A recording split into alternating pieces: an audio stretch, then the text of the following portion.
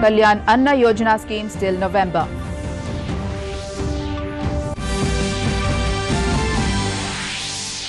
Flood situation improving, but several parts of the state witness landslides and loss of property.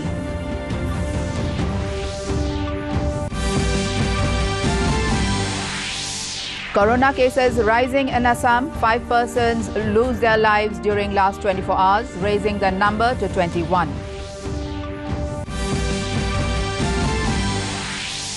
Corona cases continue to surge globally. India records a total of 7,46,506 corona positive cases. And hope of corona vaccines increasing, all ready to start human trials.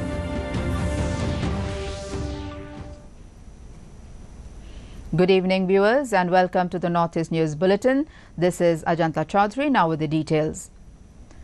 The Union Cabinet has given approval for extending Pradhan Mantri Garib Kalyan Anna Yojana today. Under the scheme, 5 kg of wheat or rice will be distributed to every member of the beneficiary family. 1 kg of chana for each family will be given free for 5 more months, benefiting more than 80 crore people in the country. Prime Minister Narendra Modi had announced the extension of the scheme in his address to the nation on 30th of last month. Finance Minister Nirmala Sitharaman had announced the first phase of the scheme just after the imposition of nationwide lockdown. Under the second phase, 200 lakh metric tons of grain and 9,78,000 metric tons of chana will be distributed among the National Food Security Act beneficiaries. Both the phases of the Pradhan Mantri Garib Kalyan Anna Yojana will together incur a total expenditure of 1,50,000 crore rupees. 1 bedroom kitchen. In flats को प्रवासी मजदूरों को किराए पर देने का फैसला किया है और अभी 1,08,000 तैयार है 107 शहरों में, यानी एवरेज पकड़ोगे तो 1,000 हर शहर में है। वहां की कॉरपोरेशन किराए पर देगी और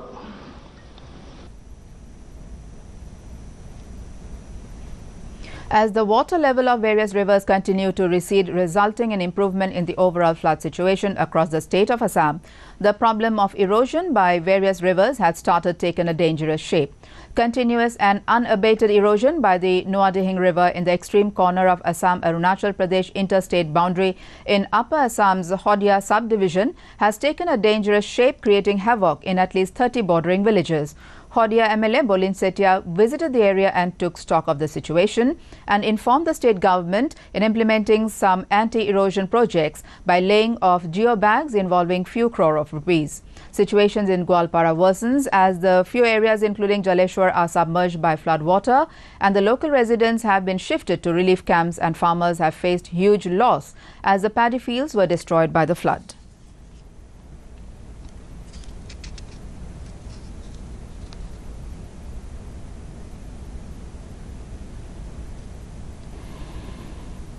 In Assam, 5 persons lost their lives during the last 12 hours due to COVID-19 in the state. Health Minister Himanta Biswa Sarma said that 4 of them succumbed to the disease at Guwahati Medical College and Hospital, while another patient died at Tezpur Medical College. The minister informed that 588 new cases were detected in Guwahati city yesterday. The Guwahati city, along with other parts of Kamrup Metro district, is under 14 days lockdown since 29th of June. Several districts have imposed bans on to and from journeys to Guwahati to prevent possible outbreak of community transmission. In Meghalaya, 4 more persons have tested positive for COVID-19 in Shillong, taking the total number of active cases to 54. The total number of cases in Meghalaya now stands at 99 with 54 active cases, 43 recovered and 2 deceased. In Mizoram, 1 person has tested positive for coronavirus infection and 6 patients have been discharged after recovery in the last 24 hours. In Nagaland, 12 new cases of COVID-19 have been reported today, taking the total number of cases in the state to 656. In a tweet, Minister of Health and Family Welfare of Nagaland, S. Pangnew Phom, informed that out of 432 samples tested, 12 fresh positive cases of COVID-19 have been confirmed, 9 from Dimapur and 1 each from Kohima, Mokokchung and Mon. To identify and isolate the COVID cases fully to stop the infection of this disease as soon as possible, the Health Department has given more emphasis on enhancing the COVID testing facilities, mainly in Guwahati city. As the number of active cases are increasing at a faster rate, the government has taken some toughest decisions that includes increase in the number of duty dates for doctors and health workers from 7 days to 11 days and decrease their quarantine period from 7 days to just 3 days. It's been done to keep available sufficient number of health workers and doctors ready for offering treatment. Till today,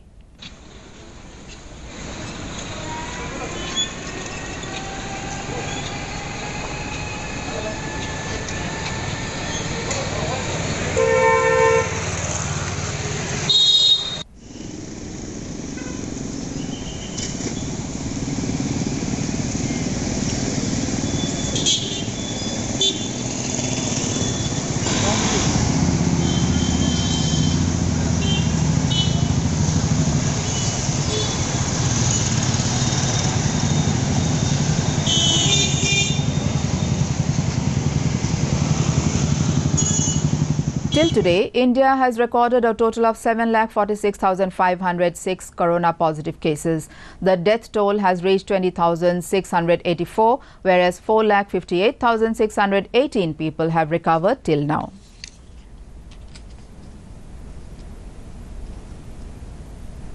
Till date, a total of 1,19,81,313 people have been affected by coronavirus around the world. 5,47,324 people have died till now, whereas 69,25,830 people have successfully recovered. USA witnessed a total of 30,97,538, 7,792 people were victimized by this deadly virus in Russia. Keeping in mind the safety of the people of Sivsagar during the period of COVID pandemic, the district administrator has strictly requested the people to adhere to preventive norms of COVID-19. Even after strict instructions of staying in-house, it has been seen that many people have come out with their private vehicles and created jams on the roads. After getting such a disappointing response from the public, the administrative officials of the town have taken up some steps in order to reduce the issue of traffic jam and road safety. The system of odd-even vehicles have been introduced in the entire city. According to this rule, the cars having even numbers will be allowed to ply on Monday, Wednesday and Friday. The cars having odd number will be allowed to ply on Tuesday, Thursday and Saturday. The people who are related with emergency services like media, police personnel, doctors, etc. are given relaxation from these restrictions. COVID-19 vaccines are in the global race to end the coronavirus pandemic. Indian Council of Medical Research has written to 12 medical institutions in the country to start the first phase of human clinical trials by registering volunteers. With the beginning of enrollment, if volunteers today, the 2 Indian vaccine candidates will now be tested on 1,125 healthy volunteers in the 2 phases of trials. ICMR has partnered with Bharat Biotech International Limited to develop Covaxin, whereas Zydus Cadila is working on Zykov-D vaccine. Drug Controller General of India recently gave nod to the human trial for both Covaxin and Zykov-D vaccines, marking the beginning of an end of the global pandemic. Across the world, more than 140 candidate vaccines are under various stages of development. In Pomlakrai village, a corona-positive case was reported by the villagers for the stigma against COVID-19. When informed of the positive case, the headmen and ASHA workers contacted the patient's relatives, consoled them and urged them to follow the protocols given by the government. In the village, there are 35 primary contacts and 1 positive case, all of whom were kept in home quarantine and were not allowed to come out. The Dorbar Shnong provided all essentials to the families. The Dorbar Shnong visited the families and announced that no one was to come out from their homes. The health department collected samples and took the person to the Corona Care Center for treatment. The relatives were anxious, but with the support from the villagers, they were able to overcome the anxiety. The villagers worked hard and the spread was contained effectively and with no stigma.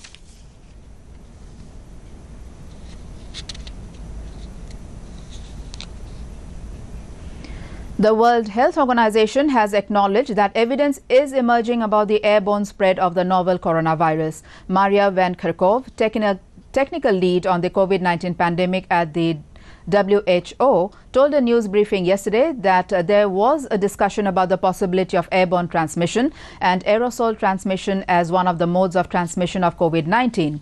She said the WHO would publish a scientific brief summarizing the state of knowledge on modes of transmission of the virus in the coming days. सबूत तो मिल रहे हैं, लेकिन अभी ये पक्के तौर पर नहीं कहा जा सकता। उन्होंने कहा कि सार्वजनिक जगहों पर खासकर भीड़-भाड़ वाली Keeping in mind the safety of its travellers, the Northeast Frontier Railway has taken up various innovative initiatives. In the last few years, there were incidents where fire broke out from either the pantry car or the generator or passenger cars of the passenger trains, which had the potential of even causing loss of human life, remained unnoticed. To avoid such kinds of accidents, Northeast Frontier Railways have installed automatic fire detection and suppression system in the power cars to address the issue of any fire hazards. This system is designed for early detection of smoke and fire. The system suppresses the fire by ensuring automatic spraying of foam type mixture. This system is self-diagnostic in nature for any fault within the system like wiring failure, etc. Moreover, the thermal imager camera were also announced, which allows us to see the invisible thermal signatures of impending damage before the damage actually occurs. Thermal imager camera have been introduced in all workshops of NFR for scrutiny of all passenger carrying coaches for enhancing the safety standard during train operations. The two-day training on COVID-19 management for government employees and line departments of Southwest Garo Hills District was held at Ampati Multi-Facility Centre. A medical panel comprising Dr. M. Noreen Sangma, DIO Southwest Garo Hills, and Dr. Mikrak Sangma, M&HO Southwest Garo Hills, gave training in 4 batches to teams constituted by concerned government departments and stakeholders. The training emphasized on strict maintenance of SOPs issued by the health department in the workplace, early detection of infection through symptoms, maintenance of social distancing, and adequate hand hygiene through regular washing with soap and water. In the latest from Baghjan, environmental impact assessment by Mrs. ERM is in progress. Air quality monitoring was conducted in Baghjan and Guijan site, and noise monitoring was conducted in Guijan site yesterday. Sample of surface water and sediment from Dangori River were collected for analysis. Soil sample from Dibru Saikwa National Park was also collected.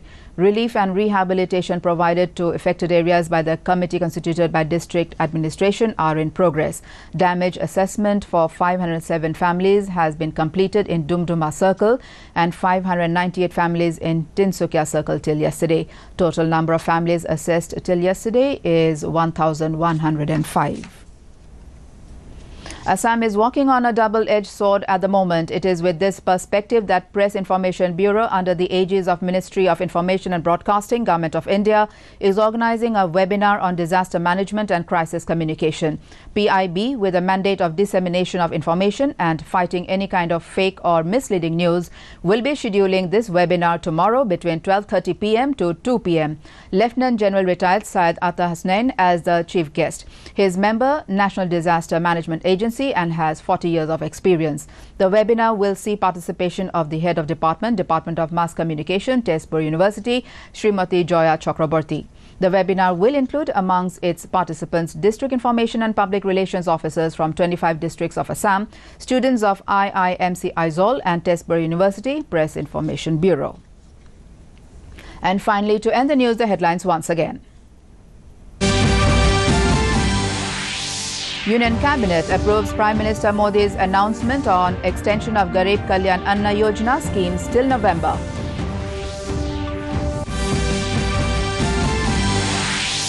Flood situation improving, but several parts of the state witness landslides and loss of property.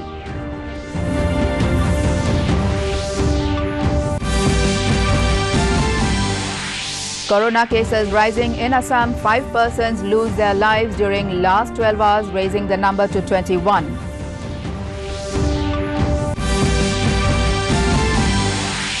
Corona cases continue to surge globally. India records a total of 7,46,506 corona positive cases. And hope of corona vaccines increasing, all ready to start human trials. And that brings us to the end of this evening's bulletin. Thank you for tuning in. Namaskar.